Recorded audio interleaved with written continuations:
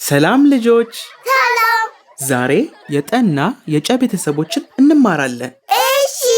በመጀመሪያ ቁንጮ ከቲቪው ፊት ካለው ጓደኛው ጋር ሆነው የጠ ቤተሰቦችን አንድ ላይ ይሉልናል።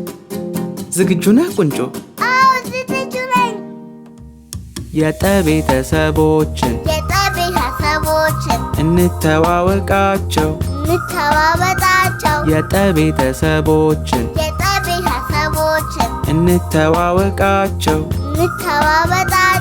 ጠ ጡ ጢ ጣ ጤ ጥ ጦ። ጎበዞች። ጠ ጡ ጢ ጣ ጤ ጥ ጦ። በጣም ጎበዞች። አሁን ደግሞ ቁንጮና ጓደኛው የጨ ቤተሰቦችን አንድ ላይ ይሉልናል። ዝግጁ ነህ ቁንጮ? አዎ ዝግጁ ነኝ።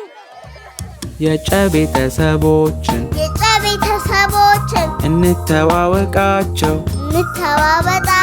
የጨ ቤተሰቦችን እንተዋወቃቸው። ጨ ጩ ጪ ጫ ጬ ጭ ጮ። ጎበዞች።